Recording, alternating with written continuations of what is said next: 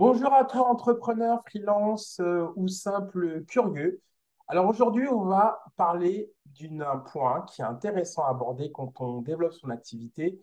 C'est les différences entre un lead, un prospect et un client. Et en plus, on va voir pourquoi c'est important. Mais avant toute chose, je vais me présenter. Je suis Michael Capgras.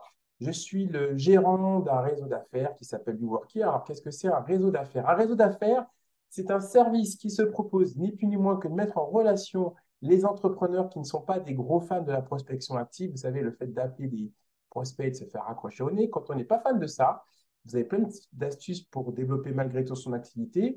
Et l'une d'entre elles est de s'inscrire à un réseau d'affaires. Et le réseau d'affaires, il se propose, et ça c'est génial, il se propose de vous mettre en relation avec d'autres entrepreneurs. On ne s'arrête pas là. Et l'idée, c'est de s'échanger entre vous des clients. Je vais vous donner un exemple que j'utilise très souvent. Vous avez par exemple l'agence web qui fait des sites web. Elle était facile pourtant, je vous l'avais laissé quand même. Voilà. Elle fait des sites web et puis ben, si se pose la question de mettre du contenu écrit ou des visuels, ce n'est pas le métier de l'agence web. Le client dit, bah, tu sais, tu m'en parles, mais tu sais faire ça aussi? Ah non, je ne sais pas faire ça. Par contre, je connais des gens qui savent faire ça dans son réseau. Voilà, un réseau d'affaires qui pourrait s'appeler du work here, par exemple, et ben là, ils les mettent en relation. Voilà, vous avez compris le principe. Dans un réseau d'affaires, tout le monde est le commercial de tout le monde. Et voilà, c'est ainsi que tout le monde s'échange joyeusement du business. Voilà. Alors aujourd'hui, on va attaquer. Alors, c'est une chaîne du Work Here, donc la chaîne YouTube s'intéresse aux questions qui touchent de près ou de loin à l'entrepreneuriat, donc technique de vente, levée de fonds, on en a parlé aussi, puisque on en fait aussi pour accompagner nos entrepreneurs, mais pas que. D'ailleurs, si vous êtes en levée de fonds, n'hésitez pas à revenir vers nous. Voilà, développement personnel, technique de motivation, etc. Et aujourd'hui, on va apporter un point qui touche spécifiquement au marketing, qui est entre le marketing et le commercial. C'est les différences entre un lead, un prospect et un client. Des fois, on dit on a un prospect, un client, il y a une petite confusion entre les trois. Et c'est important de faire la différence. Bon, je vous dirais que si vous êtes seul et que vous développez votre activité, bon, c'est pas bien grave, vous savez à peu près avec qui vous travaillez et avec qui vous ne travaillez pas. Bon.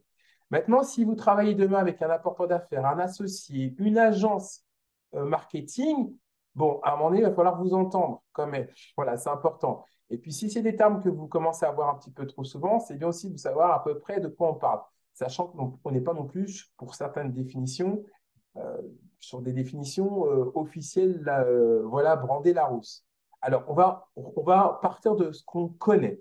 Le client. Bah, le client, c'est facile à connaître. Bah, c'est celui qui vous a payé. D'accord. N'hésitez pas, vous allez voir un client alors que le client ne vous a jamais passé commande. Parce que des fois, je vois de temps en temps ces petites confusions. Donc, le client, vous travaillez avec lui. Alors après, est-ce que c'est vous avez travaillé une fois avec lui il y a longtemps, il y a 5 6 ans, puis vous avez pu travailler avec lui, bon, notre sujet. Bon, partons du principe qu'un client, vous travaillez avec lui. Voilà.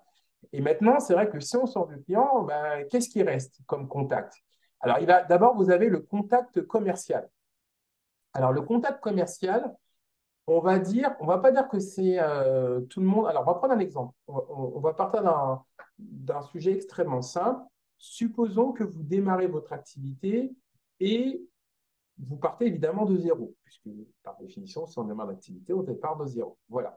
Donc, on va considérer qu'à ce moment-là, à partir de là, tout le monde est potentiellement des clients. Voilà. Mais évidemment, tout le monde ne sera pas des clients pour des raisons qui sont évidentes à imaginer. Donc, vous allez commencer à vous constituer un fichier. Donc, d'accord, vous allez acheter un fichier, voilà, un fichier payant, puisque vous l'achetez hein, par définition. Voilà. Et on va dire que tous les contacts de ce fichier, voilà, ce sont ce qu'on va appeler des contacts commerciaux. Voilà, donc eux, ce sont des clients potentiels. Vous auriez pu prendre toute la Terre, vous n'avez pas pris toute la Terre. Quand vous avez commandé votre fichier, vous avez dit, je veux dans le secteur de l'Île-de-France et je veux que des sociétés de 10 à 100 personnes. Voilà. Donc là, ça, c'est ce qu'on va appeler des contacts commerciaux. Voilà.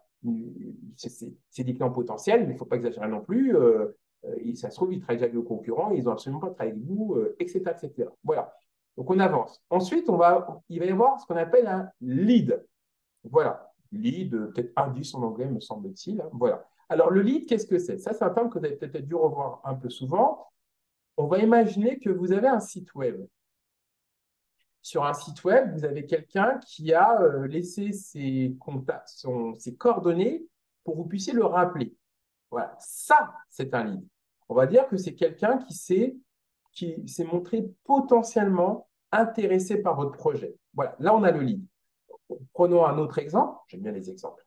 Vous organisez vous avez un stand sur un salon professionnel, vous êtes à la porte de Versailles, vous avez votre stand, il y a quelqu'un, je ne sais pas qui, bah, en tout cas qui vient sur votre stand et qui vous demande un prospectus, pardon, ça c'est un lead. Voilà. Donc c'est quelqu'un, voilà, vous voyez, le contact commercial, ça peut être voilà, tous ceux qui peuvent être potentiellement clients, mais voilà, pas plus que ça. Et puis le lead, ce sera celui qui aura fait un petit pas en avant de votre côté. Mais évidemment, il a juste demandé une information, pas plus, pas moins. Hein. Ça peut juste, bah, comme je viens de le donner l'indice, c'était peut-être juste pour avoir de l'information. Pas plus, pas moins. Voilà, peut-être pour comparer avec son offre actuelle qui ne souhaitera pas remplacer par la vôtre. On avance. Ensuite, quand ça devient un peu plus chaud, c'est ce qu'on va appeler un prospect. Le prospect, on a dépassé le simple intérêt. Alors moi, j'ai ma définition toute propre. On va dire le prospect, c'est celui qui a votre devis entre les mains. D'accord? Pour faire une petite distinction entre le lead. Donc là, on n'est plus sur du simple intérêt. Là, la prochaine étape, c'est qu'il soit client. Mais il ne l'est pas encore. Pour l'instant, il a juste votre devis. Donc à ce moment-là, évidemment, on est sur un carrefour des événements. Ça peut être la prochaine étape, c'est qu'ils vous disent non, voilà, et qu'il reste un prospect. Voilà.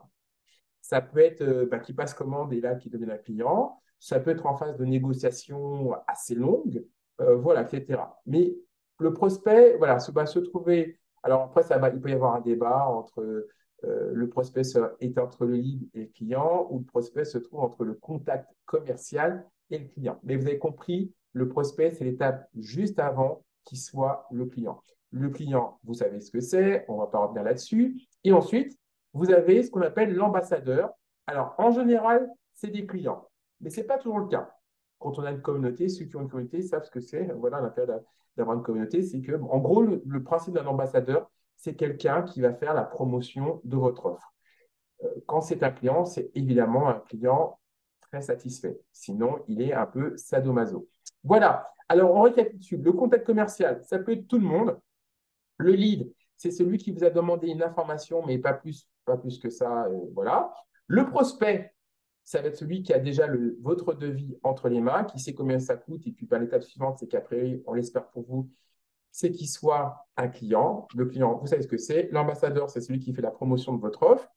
Et puis, je vais terminer sur un point, c'est si vous avez un CRM, ça peut être très intéressant, c'est si cette classification que je viens de vous donner, et ben, que vous l'intégrez dans votre CRM. Comme ça, si vous travaillez avec d'autres personnes ou même tout seul, comme ça, quand vous faites des sorties de stats, ça vous permet de savoir où ça en est, qui vous devez relancer ou pas relancer.